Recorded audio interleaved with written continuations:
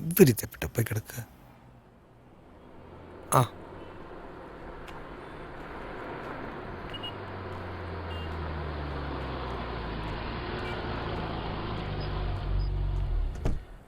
എന്നിട്ടാ കാര്യങ്ങളൊക്കെ ഓക്കെ അല്ലേ? ഒരു ശവാടക്കിന് പോണെന്ന് പറഞ്ഞ രജിസ്റ്റർ അകത്തിടന്ന് കയറി പിടിക്കുക. ഒന്ന് വേഗം വായോ ചോട്ടാ. അമ്മാമ്മയുടെ കുഴിമാടത്തിൽ അപ്പാപ്പനെന്ന് വരണ്ടാ. എനിക്കിപ്പോ മുതൽ മൂപ്പര് വേറൊരു മൂടില്ല. എന്റെ ആളെവിടെ? സാധനകത്തുണ്ട്. ആ ദേ ഇരിക്കണ്.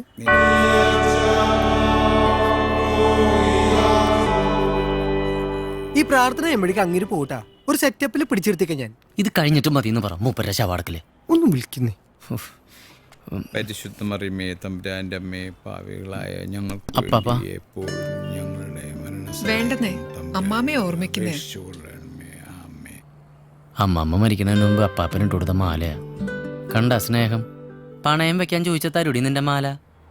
അല്ല ആലിസന്നി പിള്ളേരൊന്നും വന്നില്ലേ പോളേട്ടാ? എന്തുകൊണ്ടാടാ ഈ കോലത്തിൽ അപ്പന്റെ രണ്ടാംകെട്ട് കാണാനാ? ഇവൻ ഒറ്റൊരുത്തനെ ഇതിന്റെ പിന്നില് വെറുതെ ഇരുന്ന അപ്പനെ ഓരോന്ന് പറഞ്ഞ് മോഹിപ്പിച്ചിട്ട്. നല്ല കാര്യം നടക്കാൻ പോണേന്റെ ഇടയില് ഫ്ലാഷ് ബാക്ക് പറഞ്ഞ് വെറുതെ ടെൻഷൻ ആക്കല്ലേ പോളിയാളേപ്പാ. ജോയേ ആ ഇങ്ങടെ വന്നേ. ആ എന്തേ? എനിക്കൊരു നാണം. എന്തിട്ട്? ഗ്രേസിയെ കമ്പ്യൂട്ടറിലല്ലേ കണ്ടിട്ടുള്ളൂ, ആദ്യമായിട്ടല്ലേ നേരിട്ട് കാണാൻ പോണേ. അത്ര ഉള്ളോ? അപ്പാപ്പനോട് ഇറങ്ങിയേ. ഇറങ്ങ. ആ അതന്നെ പോലത്തെ കളി വെച്ചോളോ. കയ്യമ്മ പിടിച്ചു വലിക്കില്ലെന്ന് കയ്യിന്ന് വിട്. ജീൻസ് ഇട്ട് ശീലമില്ലാത്തോണ്ട് ആകെ ഒരു ബുദ്ധിമുട്ട്. മുണ്ടെടുക്കാറുന്നല്ലോ. ഗ്രേസിക്ക് ജീൻസാ ഇഷ്ടം. എന്റെ ലുക്ക് ഇപ്പൊ എങ്ങനെയുണ്ട്? ഫസ്റ്റ് ഇംപ്രഷൻ ഒക്കെ അല്ലേ? കംപ്ലീറ്റ് ഓക്കെയാണ്. ഇങ്ങോട്ട് വായോ. നിക്ക് ഒരു സെക്കൻഡ്. ഹന്നാമ്മ എല്ലാം പറഞ്ഞതുപോലെ നീ എന്നെ അനുഗ്രഹിക്കണം. ഗ്രേസി എവിടെയാ? അകത്തുണ്ട്, വെയിറ്റിംഗ് ആണ്. ഓഹോ, അമ്മാമ്മയുടെ ഓർമ്മമാല ഒരു പോക്കറ്റ് എന്തിനാന്ന് മനസ്സിലായി ചേച്ചിക്ക്. ആ ഓർമ്മ കഴിഞ്ഞൂന്ന്. ഇനി ഗ്രേസ് ചേച്ചിയുടെ ടൈം. ഗ്രേസി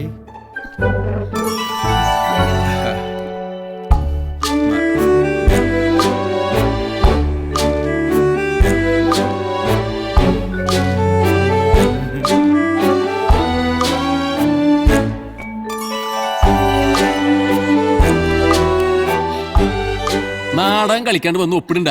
ആരൊക്കെ സാക്ഷികള്? എന്താ റൈസാളെ പറയണേ? ഫസ്റ്റ് മിണ്ടണ്ടിരുന്നേ. മൂപ്പർ കൂടി ശവടക്കിന് പോണ്ടതാണ്. ഞാനും വെളപ്പനും കൂടി സാക്ഷി ഒപ്പിടാം. ഇവിടെ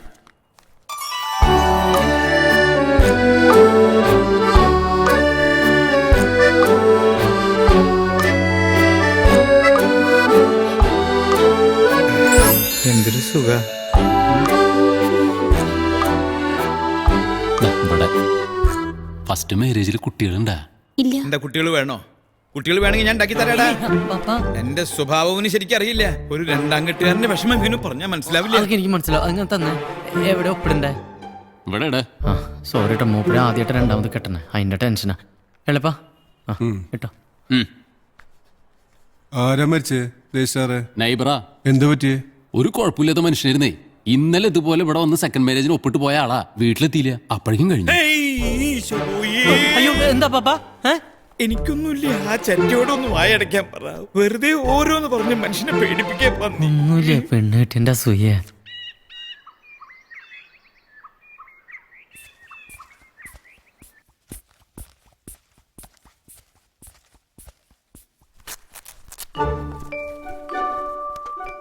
എനിക്ക് കുഴപ്പമൊന്നുമില്ല. ഓക്കെയാണ് ഗ്രേസി. ഒരു ഏജ് കഴിഞ്ഞ് റെഗുലർ ചെക്കപ്പ് ചെയ്യണം. എല്ലാവർക്കും അവർ ഹെൽത്തി ആയിട്ട് തോന്നും, അതാ പ്രോബ്ലം. ഓ, ഒരു നേഴ്സിനെ കെട്ടിയോണ്ടുള്ള ഗുണം കണ്ട അപ്പാപ്പ. അപ്പാപ്പന്റെ ലൈഫിലേക്ക് കേറി വന്നിട്ടുള്ള മാലാകയാണ് ഗ്രേസി അമ്മാമ. ഞാൻ ഇത് ഉടക്കിട്ടോ. ആവശ്യം കിട്ടാ ഈ അപ്പാപ്പന്റെ കാര്യം. ഇനി എല്ലാരും മധുരം കഴിച്ചേ. ആഘോഷമായിട്ട് പള്ളിയിൽ വെച്ച് നടത്തേണ്ട ചടങ്ങായിരുന്നു അല്ലേപ്പാ? തന്നെ എനിക്കാനുള്ള ശക്തിയൊക്കെ എനിക്കുണ്ട്. എന്റെ അമ്മേ, കുറച്ച് കഴിക്ക്. ഇതൊരു ചടങ്ങല്ലേ?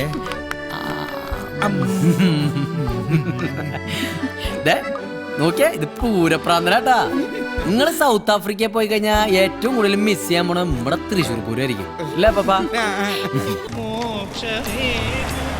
ഹോളിയളേപ്പനെ സംഭവട്ടും പിടിച്ചിട്ടില്ലേട്ടാ. വയസ്സാവരുടെ ഫീലിങ്സ് മനസ്സിലാക്കാൻ ഇവിടെ ആർക്കും ടൈമില്ലല്ലോ. നമ്മളെന്തായാലും അപ്പാപ്പന്റെ കൂടെയാണ്. അവസാന കാലത്ത് അപ്പാപ്പനെ നോക്കിയെന്നും പറഞ്ഞ് തറവാട് വീട് ഒറ്റയ്ക്ക് അടിച്ചെടുക്കാനുള്ള പരിപാടിയാണ് എലപ്പന്. അത് ഞാൻ സമ്മതിക്കില്ല.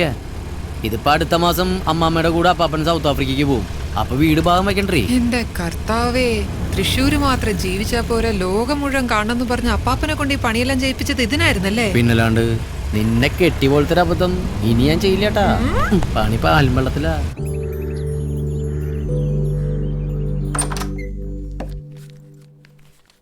ഏയ് നീ വേഗം റെഡി ആയിക്കോ, പിന്നെ ഞാൻ ഓഫീസിൽ വിടാം. പിന്നെ വണ്ടിയാണെന്ന് എടുക്കൂട്ടോ, ഫാക്ടറിയിൽ കുറച്ച് കാര്യങ്ങളുണ്ട്. ഞാൻ ചേഞ്ച് ചെയ്തിട്ട് വരാവേ.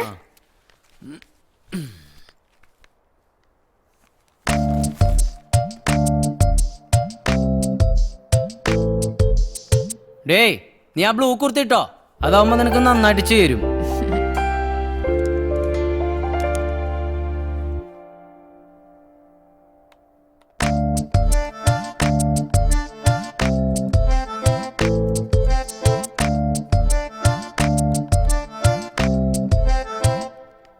പോവാം. ഹായ്, ഞാൻ പറഞ്ഞില്ലേ നന്നാവുന്ന്, ഗംഭീരായിട്ടുണ്ടേ. അതെ, നിന്നെ ഞാൻ വന്ന് വൈകുന്നേരം പിക്ക് ചെയ്താലോ? വരുവോ? പിന്നെന്താ, വരൂലോ. കളർ വെച്ചിട്ടുണ്ടാ നീ?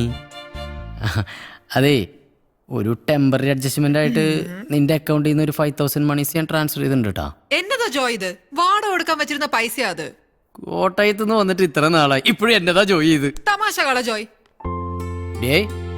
നിക്ക്, ഈ വാടക 1-ാം തീയതി കൊടുത്താ പോരെ, അതിനു മുമ്പ് തിരിച്ചു തരാന്ന്. നോക്കിയേ, ഫാക്ടറിയിൽ കൂലി കൊടുത്തിട്ടില്ല. അപ്പൊ ഇതിനായിരുന്നു ഈ കള്ള സ്നേഹം അല്ലേ? ദേ, എന്റെ സ്നേഹത്തിന് മാത്രം നീ ചോദ്യം ചെയ്യരുതിട്ടാ.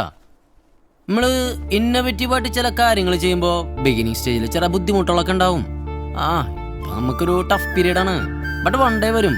നീ നോക്കിക്കോ മോളെ, നമ്മുടെ പുണ്യാളൻ അഗർബത്തീസ് ക്ലിക്ക് ആവും. ഇത് ഞാൻ കൊറേ ആയി കേട്ട് തുടങ്ങിയിട്ട്. ബാങ്കിൽ നിന്ന് കുര്യൻ സാറ് വിളിച്ചിരുന്നു ഇന്നലെ. ജോയ് വിളിച്ചിട്ട് ഫോൺ എടുക്കുന്നില്ല എന്ന് പറഞ്ഞു. അയാൾ ആള് ശരിയല്ലടി. 4 വട്ടത്തെ EMI മുടങ്ങിയെന്നും പറഞ്ഞ് 40 വട്ടം വിളിക്കും വൃത്തിയാട്ടവൻ. മനുഷ്യരെ കഴിഞ്ഞാൽ ഒരു സപ്പോർട്ടൊക്കെ വേണ്ടേ, നീയൊക്കെ തരണ പോലെ. സാറിനെ ചെന്നൊന്ന് കണ്ടേക്ക്. അപ്സെറ്റ് ആയിട്ടാ വിളിച്ചിരുന്നേ. സാറിന് റിസ്കി തന്ന ലോണല്ലേ? കണ്ണാടി വീട് ജോയ്, എനിക്ക് പോവാൻ ലേറ്റ് ആയി. ഇതൊക്കെയല്ലേ ഇന്നോവേറ്റീവ് ആയിട്ടുള്ള കാര്യങ്ങൾ. മാസായിട്ടാ. അപ്പാപ്പന്റെ കെട്ടൊക്കെ കഴിഞ്ഞ? അതൊക്കെ ഗംഭീരായിട്ട് കഴിഞ്ഞു. ജോയിയുടെ ചന്ദനത്തിന് സംഭവം കൊള്ളാട്ടാ. നല്ല മണം, കത്തിച്ചവൻ ഒറ്റ കൊതുവില്ല. അതാണ് നമ്മളെ അമ്മാതിരി ടെക്നോളജി അല്ലേ പിടക്കണ ശാന്തേച്ചിയെ. എന്നാ ഒരു 5-6 പാക്കറ്റ് ഇങ്ങനെ കൊണ്ടാ ജോയിയെ, വീട്ടുകാർക്കൊക്കെ കൊടുക്കാലോ. അയ്യോ, കുറച്ച് ദിവസത്തെ ഡിലേ വരൂട്ടാ, കാരണം റോ മെറ്റീരിയലിന് ചെറിയൊരു ഷോർട്ടേജ് ഉണ്ട്. ദേവസായിട്ടുള്ള കേസ് തീർന്നിട്ടില്ലല്ലോ. ശരി എന്നാ പിന്നെ വൈകിട്ട് കാണാട്ടാ. കാണാപ്പോ. എന്താ ഈ റോ മെറ്റീരിയൽസ്?